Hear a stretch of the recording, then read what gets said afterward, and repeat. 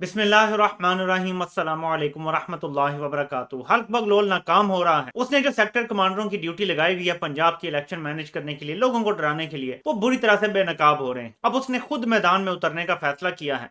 मैं आपको वो खबर भी दिखाता हूँ, लेकिन सबसे पहले आपको अपडेट करना चाहता हूँ। सिद्दीक जान ने अभी थोड़ी देर पहले ये ट्वीट किया था। जब मेरी वीडियो अपलोड होगी तो शायद घंटा डेढ़ गुजर चुका होगा इस बात। उतर आए घटिया हरकतों पर नून लीग की अहम शख्सियत की जानिब से इमरान रियाज खान साहब को टॉर्चर करने के अहकामात जारी। ये खबर सिद्दीक जान ने ब्रेक। आप सब जानते हैं कि नून लीग अगर ये कर रही है तो पीछे से कौन करवा रहा है? करवा वो रहे हैं, नून लीग से फोन कर रही है, क्योंकि उन्होंने जूते पॉलिश कर रहे हैं। वो जूते पॉलिश करेंगे तो उनको केसों से बचत मिलेगी, वरना एनआरओ रिवर्स होने में भी देर नहीं लगती। 24 घंटे में शहबाज शरीफ गिरफ्तार हो जाएंगे जिस वक्त वो चूं करेंगे हल्की सी। ये होता है तरीका इन लोगों का ऑपरेट करने का, और इसलिए इन्हें कंप्रोमाइज लोग चाहिए होते हैं। अब आपको एक और खबर दिखाता हूं। ये देखिए, मैं आपको लाइव दिखा रहा हूं। ये आज का डॉन है, ये आप देख लें, जुलाई 7 खबर, लेकिन 22 जून 2022 की है। हेडलाइन आप देख लें कि आर्मी पोलिंग स्टेशन से दूर रहना चाहती है। तफसील में है कि 2018 के इलेक्शंस के बरखिलाफ आर्मी चाहती है कि वो इलेक्शन से दूर रहे और आर्मी सिर्फ क्विक रिस्पांस फोर्स के तौर पे अवेलेबल होगी, यानी अगर कोई लॉ एंड ऑर्डर का मसला होता है तब आएगी, वरना आर्मी मौजूद नहीं होगी। ये ऑर्डर आता है क्योंकि जी हम न्यूट्रल हैं। इस दौरान क्या होता है, वोटर लिस्टें तब्दील की जाती हैं, सेक्टर कमांडरों के जरिए पूरे इलेक्शन मैनेज किए जा रहे हैं, पूरे पूरे हल्के मैनेज किए जा रहे हैं। लेकिन अवाम का रिएक्शन और जो लेटेस्ट सर्वे आए हैं उसके मुताबिक इनको ऐसा लगता है कि बहुत बड़ी धांधली करनी पड़ेगी, बड़ा मुश्किल है। तो फिर अगली खबर आपको बताता हूं। अब्बास शबीर साहब ने अभी अभी ये ट्वीट किया थोड़ी देर पहले। शफाफ इंतखाबात के लिए फौज और रेंजर्स की भारी नफरी तैनात होगी। हर सूरत शफाफ इंतखाबात को यकीनी बनाया जाएगा। शफाफ इंतखाबात, वो शफाफ इंतखाबात जिनमें कल तक ये कहा जा रहा था कि फौज शिरकत नहीं करना चाहती। अचानक इमरान खान की पॉपुलैरिटी देख के अब फौज और रेंजर्स की भारी नफरी आएगी। वो कब ये ऑर्डर आया है? कल इमरान खान ने अपने जलसे में कहा था कि मुझे हर जगह पे पोलिंग स्टेशन पे 10 तगड़े जवान चाहिए जो धांधली रोक सकें। अब इन्हें पता है कि अगर हर पोलिंग स्टेशन पे 10 तो फिर 20, 25, 50 भी बन जाते हैं। अगर हर पोलिंग स्टेशन पे तगड़े जवान खड़े होंगे तो सिंपल इंतजामिया के लिए धांधली करना बड़ा मुश्किल हो जाएगा। फिर ताकत का इस्तेमाल किया जाता है ऐसे मौके पर, यानी लोगों को बाहर निकाल दो पोलिंग स्टेशन से और अंदर ठप्पे जो मारने हैं, जो भी करना है, जिसकी वजह से ईवीएम जो है वो बगलोल ने रुकवाया था। वरना इलेक्ट्रॉनिक वोटिंग मशीन 80% इलेक्शन से धांधली खत्म कर देती। लेकिन इन्होंने ये रुकवा के और ये सिलसिला जारी रखा था कि ठप्पे मारे जा सकें। इन ठप्पों को नाकाम एक ही तरीके से आप बना सकते हैं कि आप 60-70% टर्न आउट कर दें। ये पाकिस्तान की आजादी की जंग है। बहुत मायूस किया हमें, मुझे कहना पड़ेगा। हम सब पंजाब में ही रहते हैं कि पंजाब के लोगों ने हमेशा मायूस किया है। लेकिन ये एक वक्त है कि 1000 साल बाद एक बार आप जाग जाएं तो इस खित्ते को भी आजादी मिल जाएगी। बाकी हर खित्ते को आप देख लें, वो कभी ना कभी लड़े हैं आजादी के लिए, हम हमेशा डरे रहे हैं। साजिश के किरदार घबराए हुए हैं। और डॉक्टर शहबाज गिल ने भी इस पर ट्वीट किया है कि चेयरमैन तहरीक इंसाफ इमरान खान के जलसों के दौरान इस्तेमाल होने वाले जहाज के पायलट को नामालूम नंबरों से धमकी अमेज फोन आ रहे हैं। अब ताकत का इस्तेमाल ज़ाहिर हो रहा है, तो ऊपर डॉक्टर शहबाज गिल लिखते हैं कि अगर खान साहब के जहाज को जमीन पर या फिजा में कोई नुकसान पहुंचा तो कौम याद रखे कौन ये सब करवा रहे हैं। मैं इससे ज्यादा नहीं पढ़ूंगा, आपको एक और ट्वीट दिखाता हूं। ये असद उमर की ट्वीट है और ये भी आप जरा पढ़ें।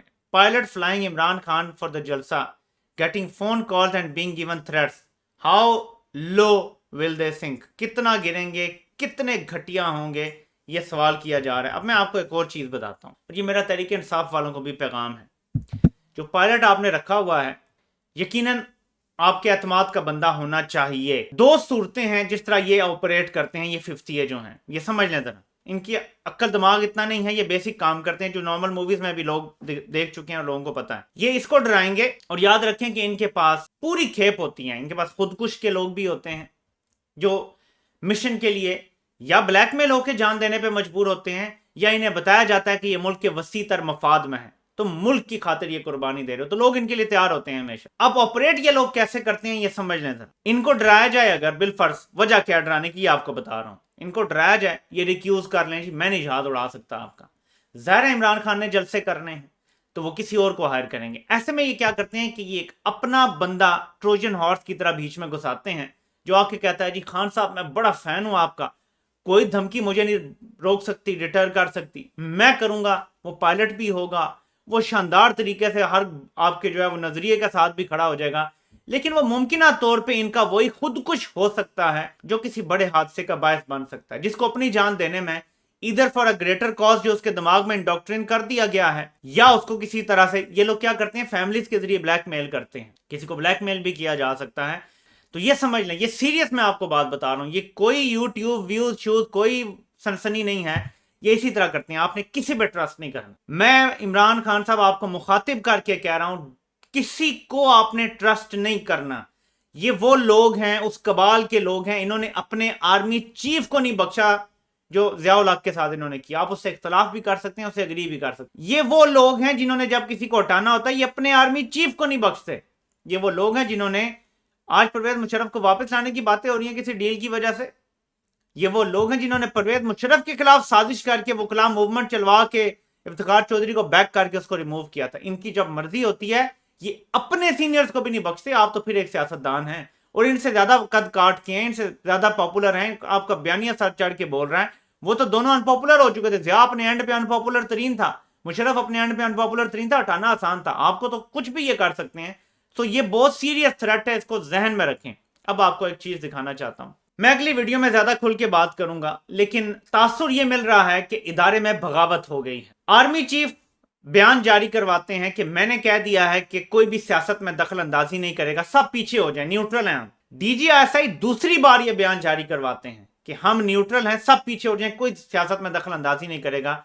लेकिन हकीकत क्या है वो आपको यहां नजर आएगी, ये जरा देखें वीडियो। जो एक तो वज़ीर-ए-आज़म के पायलट्स को भी जो है वो अननोन नंबरों से कॉलें आई, फिर जो सोशल मीडिया पे और बाकी जगहों के ऊपर कॉलें आ रही हैं वो भी एक बड़ी अनफॉर्चुनेट है, अननोन नंबर से आ रही हैं। मैं सिर्फ ये थोड़ी सी कॉल आपको सुनाता हूँ अगर आपको। हेलो अस्सलाम वालेकुम। हेलो वालेकुम सलाम। जी सर, जी कौन बात कर रहे हैं? आपने अभी तक पोस्ट डिलीट नहीं की सर। कौन सी पोस्ट आप हुक्म करें? देखें आप मतलब सर आप बताएं, आप हुक्म करें, कौन सी पोस्ट हम डिलीट करें आप लोग?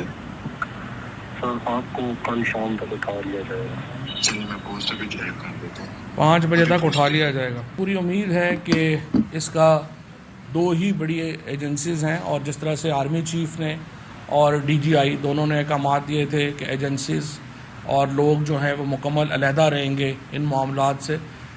ये नाज़रीन आपने सुन लिया, कॉल रिकॉर्डिंग भी आपको सुना दी गई है। न्यूट्रल नहीं है। एक वीडियो चल रही है, उसमें एक बंदा गया है माइक और कैमरा लेकर एक घर में जहां पे सिर्फ एक लाइट और एक पंखा चलता है। उनका बिल भी 100 तकरीबन 150 यूनिट के करीब है, 136 या 146 यूनिट के करीब है। गर्मी में तो किसी का बिल भी नहीं आती। ये किसको बेवकूफ बना रहे हैं कि हम 100 यूनिट तक मुफ्त दे रहे हैं बिजली, यानी 101 यूनिट का भी बिल आएगा तो वो पूरा आएगा। तो किसको आप फ्री बिजली दे रहे हैं? सिर्फ मीडिया थिएट्रिक्स है। ये क्यों है? इलेक्शन जीतने की कोशिश है और उसके बाद ट्वीटें हो रही हैं, मीडिया पे प्रोपेगेंडा हो रहा है। एक प्रोपेगेंडिस्ट झूठे खानदान, मक्कार खानदान को इस मुल्क की हुकूमत दे दी गई है। ये एक हकीकत है और इसमें मिल बांट के सब खाएंगे। ये जो सोलर पैनल्स का एक स्कैंडल सामने आ रहा है अभी, क्योंकि कंफर्म नहीं है कि हमजा शहबाज का फ्रंटमैन करेगा इंपोर्ट, सारा अरब के सोलर पैनल इंपोर्ट करने का प्लान है। जल्दी जल्दी खांचे इसमें मारे जा सकते हैं। हमेशा से जब भी शहबाज शरीफ और नवाज शरीफ आए हैं इन्होंने वो स्कीमें बनाई हैं जिसमें खाया जा सकता है। ये पीली टैक्सी हो गई, लैपटॉप हो गया, हर वो स्कीम जिसमें कुछ चीज खरीदनी है बाहर से और उसमें अपना माल आप बना सकते हैं, हर वो चीज इन्होंने की है। तो अभी भी इस तरह के बहुत सारे काम चल रहे हैं और मैं यकीन से कह सकता हूं कि इनको लाने वाले जो है उनका हिस्सा 80% होगा इन स्कीमों में। ये नीचे सियासतदानों को सिर्फ 20% देते हैं। अब हमें ये पहली बार पता चला कि असल करप्ट ये हैं, नीचे वाले जो हैं छोटे मोटे ऐसे चमचे कड़चे हैं इनके, वो थोड़ा खाते हैं। इसीलिए नवाज शरीफ पे जो करप्शन है वो शायद 30-40 अरब रुपए की है। शहबाज शरीफ पे अभी तक जो करप्शन है वो 16 अरब के निकले हैं, बाकी हो सकता है 30-40 अरब की और हो। लेकिन जिन पे अरबों डॉलर की करप्शन है वो हैं जो इनको जब चाहे उतारते हैं, जब चाहे लाते हैं और इस्तेमाल करते हैं। तो हमने असल लोगों को पहचान लिया है और ये हम पे फतवे लगवाएंगे कि ये जी एंटी स्टेट हैं, ये इंडिया के लिए काम कर रहे हैं। मेरी ये वीडियो संभाल के रखिएगा, वक्त साबित करेगा। अजीत दोवल डॉक्ट्रिन को जिस तरह इस हल्क बगलोल ने कामयाब करवाया है ना, जिस तरह इदारे के खिलाफ नफरत इस शख्स ने और चंद 4-5 और लोगों ने अपने मफादात के लिए पैदा कर दिया ना अवाम में, ये अजीत दोवल के 7 जन्म हो जाते हैं ना जो वो बिलीव करते हैं, वो तब भी नहीं कर सकता था। इसने जो नुकसान पहुंचा दिया इदारे को, और इदारे को नुकसान पहुंचाने की वजह से पाकिस्तान को नुकसान पहुंच रहा है, पाकिस्तान की सिक्योरिटी को नुकसान पहुंच रहा है। सोचने का मकाम है सबके लिए, सीरियसली। आपसे इंशाल्लाह फिर मुलाकात होती है। अल्लाह पाक सबका हामी नासिर हो। अब सबको सुनने का बहुत बहुत शुक्रिया।